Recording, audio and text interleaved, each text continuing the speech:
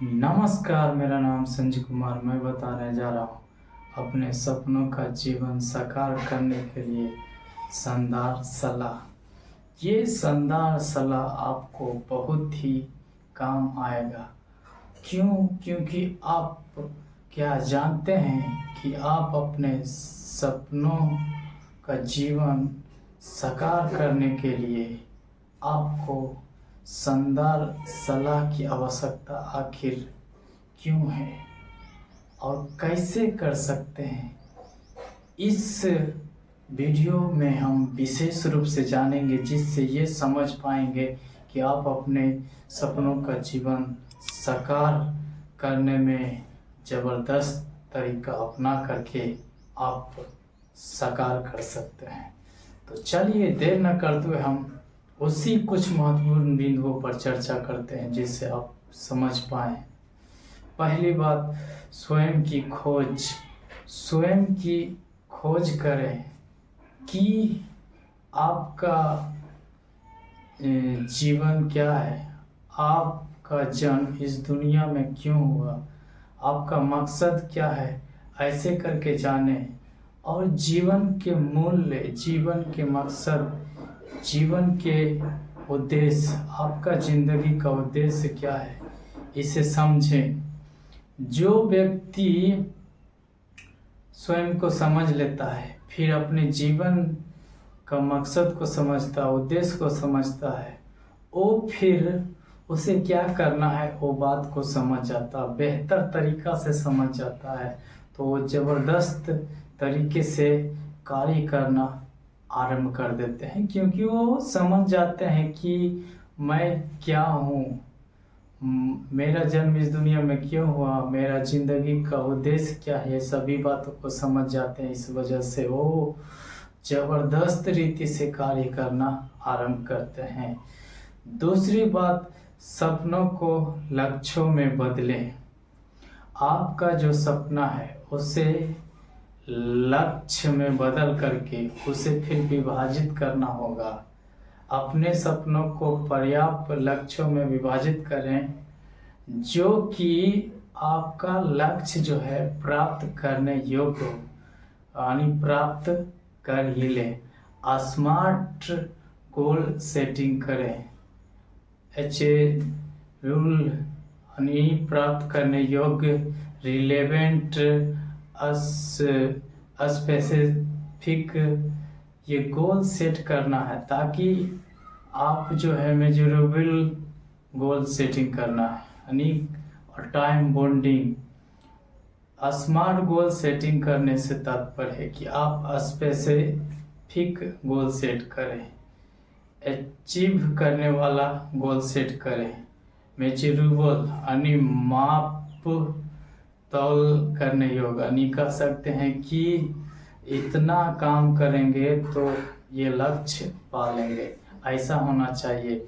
और time bonding, जैसे कि कोई चीज़ का एग्ज़ाम होता है तो उसके लिए समय सीमा निर्धारित कर दिया जाता है कि 1 साल के भीतर एग्ज़ाम होगा और एग्ज़ाम के बाद रिजल्ट होगा। तो जो पढ़ने वाले कई स्टूडेंट होते हैं जो क्या करते हैं, वो उस समय सीमा के अंदर पूरा कॉन्फिडेंस से भर जाते हैं कि मैं मन लगा करके पढ़ूंगा, समय बर्बाद नहीं करूंगा और एग्ज़ाम अच्छे से दूंगा। और सच में एग्ज़ाम को क्रैक कर लेते हैं, निकाल लेते हैं और अपने लक्ष्य को हासिल कर लेते हैं। ये होता है स्मार्ट गोल।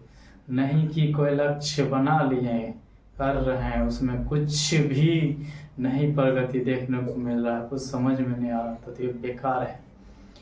तीसरी बात, योजना बनाएं।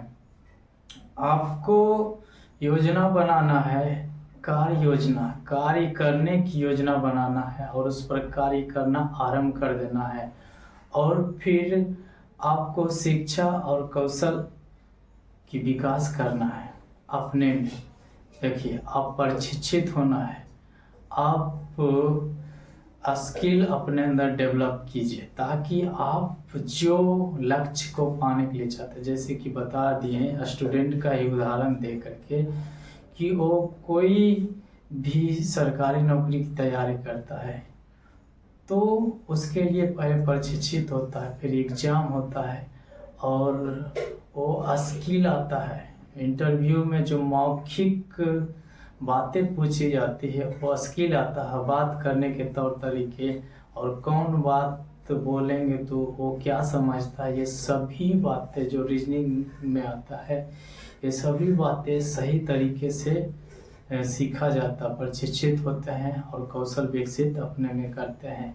या कोई बिजनेसमैन है तो बिजनेस के पढ़ाई को पढ़ करके प्रशिक्षित होते हैं और फिर उसमें स्किल डेवलप करते हैं कि मार्केटिंग कैसे करना है, मैनेजर का क्या काम है, ये सभी मैनेजमेंट का स्किल अपने अंदर डेवलप करते हैं, ये होता है। चौथी बात, प्रेरणा बनाए रखें। आपको अपने अंदर प्रेरणा बनाए रखना है। उन चीज़ों की सूची बनाएं जो आपको प्रेरित करती है और उन्हें नियमित रूप से देखें। जो चीज़, जो वस्तु या जो बातें आपको हमेशा प्रेरित करता है, वो बात, वो वस्तु, वो चीज़ को हमेशा देखना है, वो चीज़ को हमेशा सुनना है और हमेशा उसे लिखना है, उच्चारण भी करना है जो उच्चारण करने योग्य है।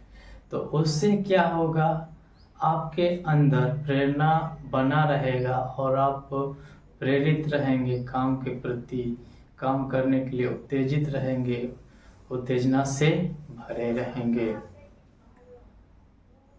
पांचवी बात, संगठन और समय प्रबंधन। आपको संगठन और समय प्रबंधन, इसमें ध्यान देने योग्य बात है कि आपको संगठन बना करके रखना है और समय प्रबंधन सही तरीके से करना है। कई लोग तो सक्सेसफुल हो जाते हैं, कामयाब हो जाते हैं, सफल हो जाते हैं, लेकिन संगठन नहीं बना पाते हैं, समय का प्रबंधन सही तरीके से नहीं करते हैं, तो सफल होने के बाद भी फिर असफल हो जाते हैं और होने के बाद फिर कभी वहाँ से नहीं उठ पाते हैं, कभी फिर प्रगति नहीं कर पाते हैं। एक कह सकते हैं एवरेज में जो बराबर ग्राफ चलते रहता है वैसा हो जाता है। तो ये नहीं करना है, आपको संगठन बनाना है, समय प्रबंधन सही से करना है। इसमें कुछ बातें हैं जिसे समझना जरूरी है। समय सारणी, आपको समय सारणी बना लेना है कि इतना बजे ये करना, फिर इतना बजे के बाद ये करना है, अगला कार्य क्या है, ये सभी बातों का यानी टू डू लिस्ट कर सकते हैं। समय सारणी को बना, कार्य करने की समय सारणी को बना लीजिए। फिर इसी में आ जाता है प्राथमिकता। आपको प्राथमिकता उन चीज़ों को देना है जो आपको लक्ष्य को हासिल करने में मदद करता है। जैसे कि कोई कार्य करना हो गया, पढ़ाई करना हो गया, कोई शिक्षा लेना हो गया, ज्ञान लेना, बुद्धि लेना, कौशल विकसित करना, ये सभी बातों, तो उन बातों को सबसे ज़्यादा प्राथमिकता देना है और अपने में सुधार करने की कोशिश करना है। छठी बात, सकारात्मक समूह से जुड़े रहें। आपको सकारात्मक समूह से जुड़े रहना है। जो सकारात्मक सभा होता है ना, वो सभा में सकारात्मक बातें बताया जाता, सकारात्मक करने के लिए, सकारात्मक सोचने के लिए, सकारात्मक पढ़ने लिखने के लिए, मतलब वो माहौल ही क्रिएट कर देता, वातावरण ही क्रिएट कर देता है। ये बातें होती है, ये बातें पाया जाता है। इसलिए सकारात्मक समूह से इसी बात की प्रेरणा लेने के लिए आपको जुड़े रहना हर हाल में जरूरी है। सातवीं बात, स्वस्थ। नियमित व्यायाम, संतुलित आहार और पर्याप्त नींद लें। सकारात्मक मानसिकता का अभ्यास करें। नियमित व्यायाम, स्वस्थ आहार और पर्याप्त नींद लेना है और सकारात्मक मानसिकता की अभ्यास करना है। ये स्वास्थ्य के ऊपर भी ध्यान देना, जो कहते हैं ना कि शारीरिक रूप से ठीक रहना है, मानसिक रूप से ठीक रहना, यानी शारीरिक और मानसिक स्थिति सही रहेगा तो आपको काम करने में मन लगेगा और काम करने के लिए आप प्राथमिकता दे पाएंगे। 8वीं बात, निरंतर सुधार। आप अपने प्रगति को मापिए और निरंतर सुधार करने के लिए कोशिश कीजिए। या कोई व्यक्ति भी आपको बोल देता है कि आप जो करने के लिए चाह रहे हैं, नकारात्मक बात बोलेंगे तो उससे नज़रअंदाज करना है, इग्नोर करना है। लेकिन सकारात्मक बात बोल दिए, कोई अच्छी बात जिससे सुधार करके आप लक्ष्य के नज़दीक और ज़्यादा जा सकते हैं, तो उसे जल्दी से जल्दी सुधार कर लेना चाहिए। नए लक्ष्यों की स्थापना करें। इसी 8वीं बात में है कि आपको नए लक्ष्य की स्थापना, कोई लक्ष्य प्राप्त कर लेते हैं, प्राप्त कर करके फिर ईश्वर को धन्यवाद देते हैं और अपने संगठन में उसका जश्न मनाते हैं। उसके बाद फिर नए लक्ष्य की स्थापना करना है कि ये लक्ष्य है, इसे पाना है, इस पर मेहनत करना है, एक्शन लेना है, कार्य करना है। 9वीं बात, धैर्य और प्रतिबद्धता। आपको धैर्य रखना चाहिए और अपने लक्ष्य के प्रति प्रतिबद्ध रहना चाहिए ताकि आप जो है लक्ष्य को पाने के लिए संयम हो करके, क्योंकि लक्ष्य पाना कोई रातों रात का खेल नहीं होता है।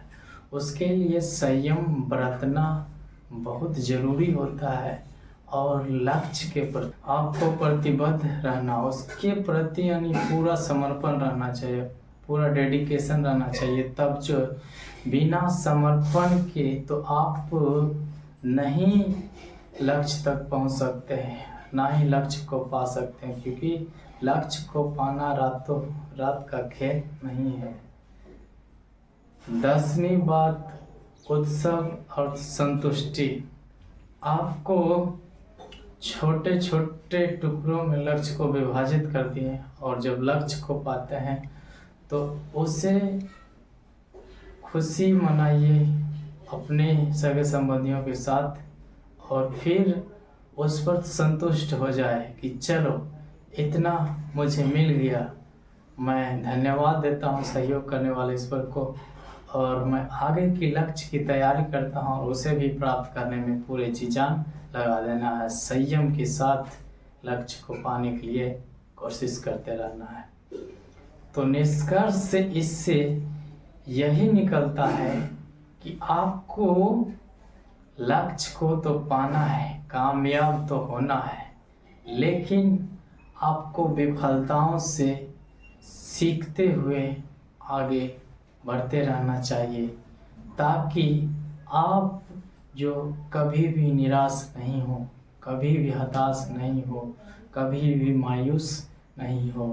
क्योंकि जो व्यक्ति मायूस, निराश, हताश हो जाते हैं वो मरे हुए के समान हो जाते हैं। जिंदा तो रहते हैं लेकिन उसमें फिर एनर्जेटिक पर्सन के समान नहीं होते हैं, ऊर्जावान व्यक्ति नहीं होते हैं। जो ऊर्जावान व्यक्ति होते हैं वो हमेशा उत्तेजित रहते हैं, उत्तेजनाओं से भरे रहते हैं कि चलो धैर्यपूर्वक लक्ष्य के लिए कार्य लगातार करते रहना है, क्योंकि लक्ष्य तो हर हाल में मिलेगा, लक्ष्य तो हर हाल में पाएंगे, ये बातें होता है। तो आपको इन सभी बातों को अनुसरण करने के लिए आपको इन बातों को ध्यान में रखना है, ये सभी बातें करना है, फिर अपने में जांच पड़ताल भी करना है, अपने प्रगति की समीक्षा करना है कि मैं जो कर रहा हूँ उसमें विकास हो रहा है या नहीं, कुछ बदलाव, कुछ परिवर्तन आ रहा है कि नहीं। तो उसमें अपने गलतियों से सीख करके उस गलती में सुधार करना और अच्छा से बेहतर करने के लिए कोशिश करना है। तब जो परिणाम होगा शानदार होगा, बेहतर होगा। इसलिए शानदार परिणाम चाहते हैं तो शानदार तरीके से आपको मेहनत भी करना होगा, क्योंकि टाइटल भी वही है, अपने सपनों का जीवन साकार करने के लिए शानदार सलाह। ये शानदार सलाह है तो शानदार मेहनत भी, शानदार परिश्रम भी आपका होना चाहिए, तब शानदार परिणाम भी आएगा, शानदार कामयाबी मिलेगा, शानदार सफलता मिलेगा और शानदार तरीके से, बेहतर तरीके से, ज़बरदस्त तरीके से आप जो है लक्ष्य तक पहुंच जाएंगे। तब जो है आपको बड़ी संतुष्टि मिलेगा, आपका मन प्रसन्नचित्त हो जाएगा।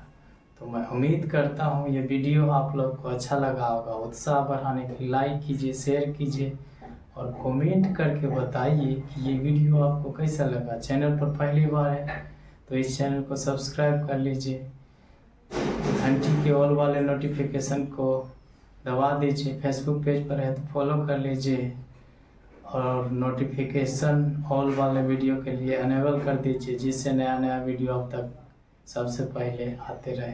धन्यवाद।